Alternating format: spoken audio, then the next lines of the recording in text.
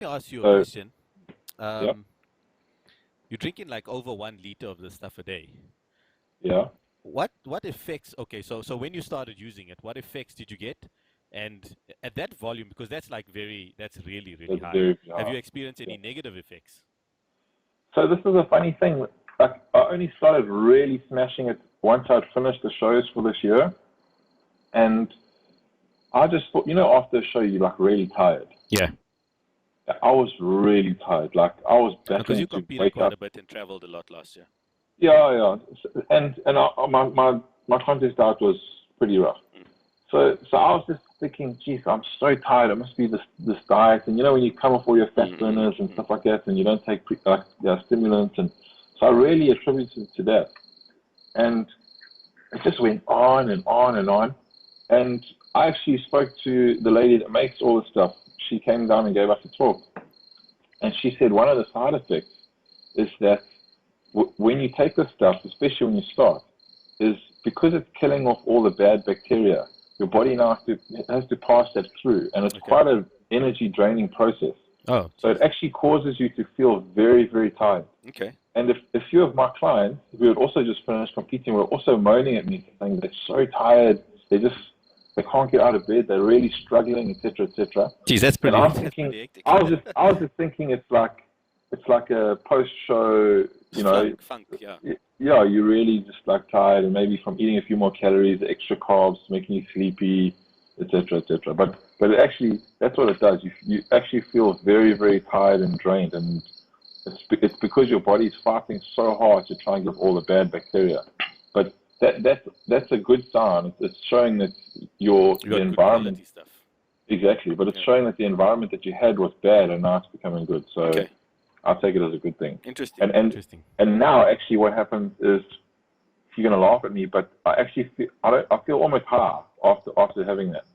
Like in Well, like if one I have liter. if I have my kefir every single day, Mm. then I feel like in a constant like space of zen. Like I'm happy. Like the whole world is all cool. Everything's working for me. I'm gonna Like do some reading to see if this affects like your serotonin or dopamine or all of no, it those does. kind of things. It does. It does. It increases your acetylcholine levels, and it helps with neurons. Firing or whatever, yeah. Exactly. So I mean, also what I was going to say earlier was I noticed I train a lot of women. Like most of my clientele is women, and very very often the common symptoms of what I call non-responders are people that just they take a very long time to diet down, and like their body just doesn't respond fast. Like you get some people that when they diet, everything Yeah. just goes Clicks, yeah. perfectly. The most common things that I started seeing was women with digestive issues like IBS and they're bloating, etc. And a lot of them are on antidepressants. So Sure. Okay. Concerta, like they all, not all, but very very common is that the IBS, and then they're on these like antidepressant So medications. so on that subject, I just want to jump in quickly, but on the same vein, um, if they weren't on antidepressants and perhaps on the pill, because Yeah, a lot of women also have this issue with the pill actually, and yeah. they have to sort of find one that works for them. Have you had any experience with that? What works in terms of what Well, like, um, makes them feel bad? yeah, yeah, No. Well, I mean, a lot of women now are on the pill and they're on antidepressant yeah, medication. true, true, true. So anyway, so I started noticing this. I started doing some research, and you actually find that a lot of your happy hormones, etc., are all related to your gut. And Yeah. basically, your gut actually talks to your brain. Yes. There's like a relationship between the two. And um, once the woman started taking these fermented foods, everything just started. They started responding. The IBS went away. They didn't need to take the antidepressive stuff anymore. So, And guys, this Christmas, the way to a woman's heart is through a gut. Go get some kefir yogurt now. yeah, but yeah, this is the thing. A lot of people, like if you had to ask a normal person to eat these foods and they tasted it, They they'd be turn their like, nose up. "Oh, this Yeah. is disgusting." Mm, But you need to understand exactly what it's doing for you, mm, and if you can understand that, then like I don't have it. I mean, I don't think it's delicious, but I drink it because and I can feel the difference. It's one of the very few things that, like, if you're used to being bloated, etc., You'll notice almost immediately, like the next day or so, you can feel a very, very significant change. So, yeah, I enjoy it. So let's go back to my routine. So my routine is I have the kombucha vinegar in the morning first thing. Then I'll do the liter of kefir. Then I eat my breakfast. So just, but on that, we're talking about your routine and what you felt. So the side effects were that you had lower energy. Yeah. For how long did that last? 2-3 weeks. Okay. And you just got to come through it. And for me, like a lot of people, if you read up about this, a lot of people recommend that you actually back off the dose and you go lower. Okay. Because they call it like the bacterial die-off. Okay. So you get less die-off and you actually feel better. Okay. I did the opposite. I went from like 300 mils to a liter because I would rather get it over and done with. Okay. Like try and kill all these bad things as fast as possible, no matter how tired and how exhausted I feel, and rather get it over and done faster. Okay. So this is not medical advice. So yeah. Obviously that's what Andrew's experienced person. Yeah, this is what I do, and this is what I'm a bit of an extremist. Okay, so then back to your routine. So it's the vinegar first. I wait like 20-30 minutes, and I had a lot of water with that as well. I wait 20-30 minutes, and then I do the liter of kefir.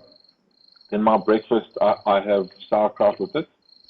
So my breakfast is normally like some whole eggs and some toast. I put some sauerkraut on top. Yep. And then before 3 or 4 of my other meals throughout the day, there's this stuff called beet kvass. And beet kvass is basically fermented beetroot juice. Okay. And I mean, beetroots on their own have a whole bunch of really good antioxidant properties, blah blah blah. Yeah. It's vasodilator, etc. And it's the fermented beet juice, and that also just prepares your stomach and it helps everything. It's actually quite salty. And then with one or two of my other meals, I'll have sauerkraut, and then sometime in the evening, I'll do like another 300 or 400 mils of kefir. Okay. So tell me something, right? After you get through the tiredness and all of that stuff, or even during the tiredness, do you experience bloating from the fermented stuff? No, it actually kills all. It's almost like immediate, sort of. So you might feel low energy, but you'll notice a difference in terms of how you're processing food. Stomach goes flat, and like some people when they eat food, they get gassy. Yeah. You know. Yeah. That goes away like immediately. Jeez. Gone. That's awesome. Like even like when you go to the toilet, you know that everything is working better. It's a big difference. Guys, I know that this might sound funny or embarrassing for us to talk about, but in actual fact, I'm not embarrassed to talk about this thing at all. Because also in the past when I've helped people, and the slow responders, like you say, the first question that I actually ask is, how many times are you going to the toilet? Yeah. I literally will come straight out and be like, hey, how many times you going to the bathroom every day? And a lot of people get embarrassed. But you need to understand something, right? If you want to lose or gain weight, if you can't process food, none of that's going to happen. Yeah. So you have to take care of this as a basic, in my opinion, firstly. Yeah. So just to give you an example, I mean, I'm just on my fermented foods every month, I'm spending like 3,000 Rand a month. Jeez. But I mean, that's very extreme, right? That's very extreme. Yeah. And so the typical recommended sort of amounts would be to, like, if you're a woman, maybe 100 mils of kefir yogurt twice a day. Okay. Would excellent starting point. Yeah. So I'm actually, so I've got my kefir yogurt. The delivery came today. So Debs is going to start using it. So you say 100 mils for her. And for myself, considering the amount of food that I'm eating, okay, which at the moment post-show is not that much. It's about five meals a day, of less volume actually. I would do like 200 mils twice a day, and try and get sauerkraut in as well. Okay. What Deborah, the lady that we get our sauerkraut from, she's actually got like a retreat where you can go and stay at her house for a while. Is it? At a retreat, and you can do all these things. You can detox or whatever. All that stuff, yeah. And she says what normally the two sort of go-to products are the beet kvass and the kefir yogurt. So normally, if someone's finding like kefir yogurt doesn't work for them, then the beets work for them, or and vice versa. Okay. But for me, like I just want to take everything. Well, look, like I said, I've gotten the kefir, so I'll give feedback in a few weeks in terms of how I felt or whatever, and it'll be very interesting for Debs as well. We can maybe get her to give some feedback as well in terms of how. Let me just give you a little bit of explanation of what I do with the kefir yogurt, because I've read some research and they say that lactobacillus can actually make you fat. Okay. I don't know how true that is, but it's from a pretty reliable source, and these guys I pretty much trust them.